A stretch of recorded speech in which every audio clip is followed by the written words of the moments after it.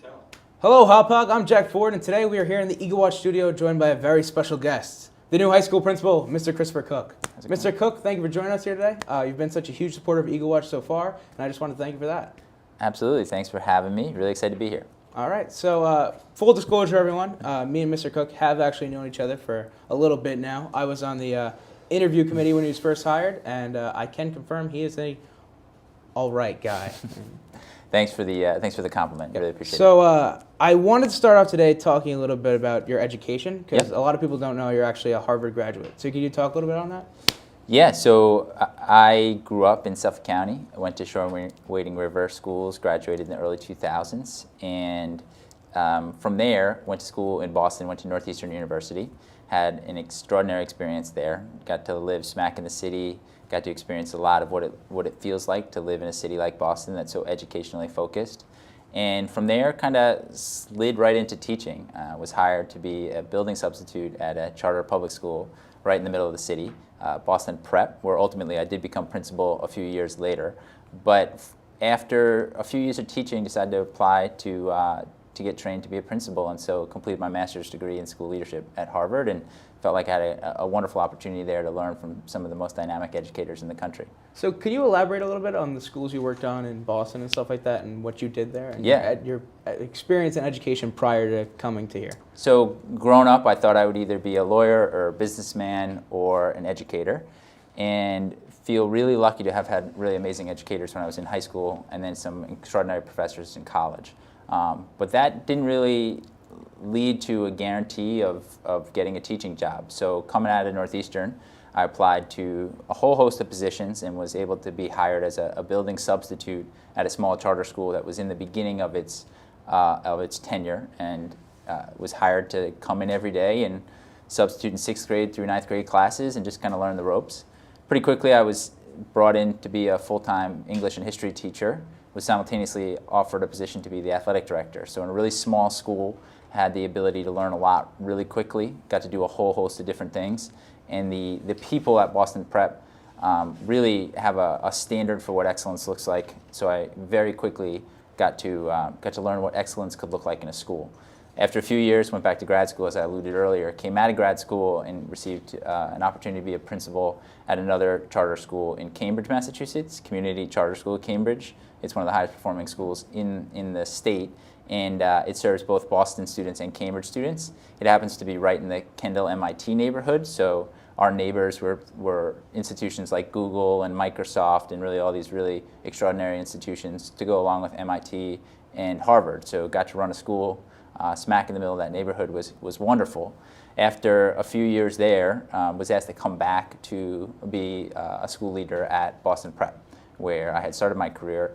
Not knowing if I would stay in school administration forever, I decided, if I'm gonna do this, I want to try it back at Boston Prep and see what I can do there. At the time, we were going through an exciting growth period. We actually built a brand new facility while I was there, and so from the ground up, got to design what the school looked like, or help participate in the design of what the school would look like. Got to think about what we were going to do to transition from the beginning of a school to a more established school.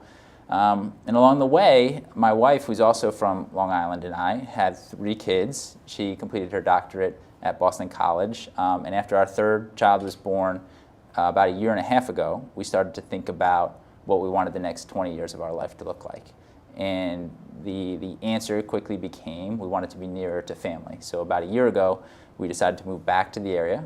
Actually bought a home in Stony Brook and had to figure out what we were doing next. And along the last, I guess now, 8 months or so, was looking at schools in Suffolk County to work at. And as I found Hotbox, it just seems like it's an extraordinary place, and I feel really, really lucky to be here. So could you talk a little bit more on why you chose Hotbox specifically? Like, what makes it so special to you, and like, what makes it different than those Boston charter schools, or such as that? Yeah, why I'm here is because I think there's a lot of similarities between the schools that I ran in Boston and Hotbox. So I think it takes a special group of people to say that they want to achieve excellence every single day in schools. And my experience in the application process to Hotbox was that it was very rigorous, that it was clear that the district level leaders and the school level leaders were very intentional in what they were looking for. And all of that extensive process really spoke to me that they take things really seriously, that the ways in which they make decisions are thoughtful, have been discussed by people in the interview, but people outside of the interview. So it felt very intentional to me. And intentionality is a big part to me of enabling people to achieve excellence. With all of that said, walking into the school and seeing what's here, it was really clear to me that the energy here is that the school wants to build upon itself. It's not satisfied with where it has been historically, even though that's a really good place to be, and it's eager to be the very best school possible. And so that's what really spoke to me in the interview process. I got to talk with a lot of school leaders in Suffolk County throughout the time that I was looking for a position, and this was the number one position to me as I went through that process, and feel, again, really lucky to be here. Okay, so I wanted to get more into specific questions and stuff you've been doing around here and whatnot. So the first thing I wanted to address was the parking lot situation. Yes. I know that it's created a lot of controversy Yeah. around the school and stuff like that amongst parents, teachers, students. So could you address a little bit what's going on with that? What plans do you have? And Yeah. I wanted to give you a little more of a chance to explain what's going on. Yeah, so I think we've been reaching out to try to explain the why. So any changes that occur here, that will always lead with why we're doing something. So really right from the beginning, even in the interview process of like talking about school safety, it became very clear that Hotbox takes school safety really seriously. School safety is an extraordinarily important thing to me. To just give you like an arc on, I think, how and why school safety is so important to me. So I was a ninth grader when Columbine happened. I was a senior in high school when 9/11 occurred. And actually, I was not at mile 26, but I was just a couple miles away when the Boston Marathon occurred, at the actual marathon. And across all of those experiences, it's clear that we live in a world that's dramatically different than it was 30 years ago. And the amount of violence that can occur just like that is a really scary set of circumstances to be running a school. In the schools in Boston, I took safety extraordinarily seriously. So I ran schools that were devoid of fights, devoid of violence really at all. And that's been something that I pride myself on. I want parents and students, when they arrive to school, to know that when we close the doors after students arrive, that the inside of the building is extraordinarily safe. So all of that led to some conversations this summer about how to do it. We did not at the time, or we still don't, have a sidewalk from the north lot to the south lot, or to the main entranceway, which means as students come in, they're coming in side doors and kind of whatever way they could get in. So that entrance, which has historically been the way, as we've sorted out kind of a better way maybe to enter, we need to think about a way to funnel everybody to a single entrance point. So as of this week, students are parking in the south lot and entering through the main entranceway. I will say, we articulated earlier that there'd be some hiccups in the transition into the school. This morning, as we were out there was some traffic, but it was nowhere near what it has been, and the flow seems to be going pretty well. But an announcement that I'm ready to make right now is that as of this week, we are finalizing plans to put in a sidewalk from the north lot across the front of the property into the main entrance areaway. So that structural change will enable us to have some flexibility about how we adjust the morning routine, and we'll broadcast as we make those decisions more broadly to the Hotbox community. All right, awesome. So you can plug your show a little bit now. You do have a YouTube channel where you do record stuff, right? I do have a YouTube channel. I didn't realize I was going to get to plug it here. And actually, shortly after this is done, Mr. Whitehorse is going to jump on and do the next episode of the YouTube channel. We're working on a title. Right now it's loosely titled Hotbox High School Happenings, where we'll come through for about 2 minutes a week, have an administrator or somebody else broadcasting what's going on here at the school. In today's day and age, it feels appropriate to have a social media platform that quickly gets information to people. So excited about it. So if you haven't subscribed, please do. Shameless plug. All right. So another thing I wanted to touch on it's personal to me is school spirit. Yes. So school spirit is something that as my course is going from a freshman, sophomore, junior, senior, I've seen it dwindle over the years. I've seen it progressively just lessen and lessen in the school. So what's something that you could do or that you're going to do to help bolster it and bring a sense of community back? Yeah.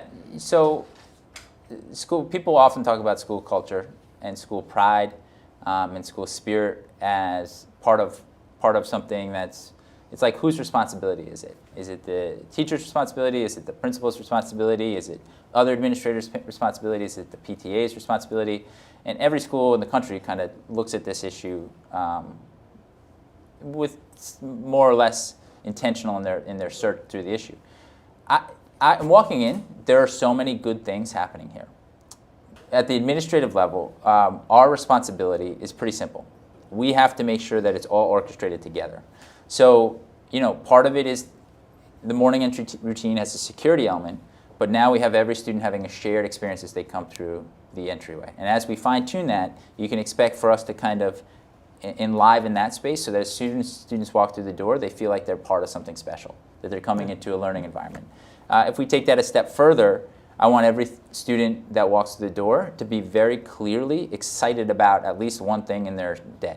So whether that's students who are involved in music or the individuals in this studio who are clearly invested in a media program to a high degree, kids need something that they're walking through the door to be excited about. So at the administrative level, we're asking, what do students participate in? What are they excited about? And how do we know who's not really doing anything, and how do we situate them to get involved with some things? So to build on that a little more, so how are you going to ensure that every student who comes in here is not only getting a positive learning experience, but also having emotional growth and mental growth? Yeah, so I'm a huge data person. So I run meetings, and this is going to be educationally wonky, but that's okay. Where we literally will have spreadsheets of kids where we are trying to understand where they're at academically, where they're at emotionally, what extracurriculars and other activities they're participating in. And we'll take a very deliberate approach to understand what the profile of student is and who is really excelling and who's thriving via anecdotal and concrete data. And then we'll make some clear action steps and appoint different people here from the teacher team and the educator team to follow up with students if it seems like some students aren't really enjoying themselves here. That might sound silly. I've seen that approach, that type of where you focus on really tiny details, translate into a school community where every student has at least one adult where they can feel comfortable talking to that person, where every student has is targeted to have a peer group that they can feel pretty comfortable in. And so that type of intentionality, and I use that word now a few times here, is what we're hoping to do. And I think it's going to be very possible, and you'll be able to see the benefits over time. We certainly have some other things to do in terms of macro level school culture stuff, but things like Kicks for Cancer and Homecoming and other events that are coming up certainly will give us an opportunity to do that a little bit more too. Yeah, so you talked a little in there about how you wanted students to have a teacher or a person to come to. So yes. How are you working towards making yourself that person to come to the students? Yeah. I've run schools that are around 250, 300 kids. And for that size school, often I was that person. But more often were other teachers and other educators in the building were that primary person. And maybe I was secondary or third person on a student's list. My responsibility is to empower and engage people to want to get better, is to create an environment where people are excited to come to school every day, and to pay attention to any data that we're getting to ensure that everybody in the building is being paid attention to, whether that's custodial staff, whether that's TAs, whether that's our teachers, whether that's our students, whoever it is. So my job is not necessarily to be the most important person in everybody's life, but it's to make sure that everybody has an important person in their life that they can lean on. Right, yeah. So I actually now wanted to open the floor to you a little bit, just in case you had anything you wanted to say to the community, any announcements you want to make or plans you're thinking about doing and just wanted to announce. No, I feel really welcomed by the community. We made some shifts to our entry routine that we've pretty clearly articulated are about safety. I'm excited to see how those continue to shift. But bottom line, and I said this at 9th grade Ignition, there's nothing more valuable than the kids that we have in the building. And we know that families at home, that there's nothing more valuable to them. And the level of trust that you need to have in order to feel good about sending your kid to school on a daily basis is extraordinary. We take that responsibility of working with every single kid extraordinarily seriously. And on top of that, we understand that this is a process of helping individuals go through life, make mistakes, have successes, think about ways to position themselves for the future. And oddly, we have this really strong juxtaposition of our job is certainly to take care of students here, but at the same time, it's to prepare students for the first day that they're not Hotbox High School students. And so that process of supporting students and taking care of students and enabling them to understand how to navigate the world from day one of high school through the last day of high school is something that we're going to take, and we have taken for a long time, very seriously. And I'm excited to see what we're able to accomplish together. But bottom line, I hope that you can trust us. We've all gone through our own ups and downs, and we're a team that's pretty well versed in how to help people grow. And I'm excited by what we might be able to do here together. So the entire time I've noticed you've talked a lot about family, and clearly that's something that's very important to you. Yeah. So could you talk a little bit more on your personal life? Throw in the personal life question at the end. I like it. Yeah, so I'm extraordinarily close with my family.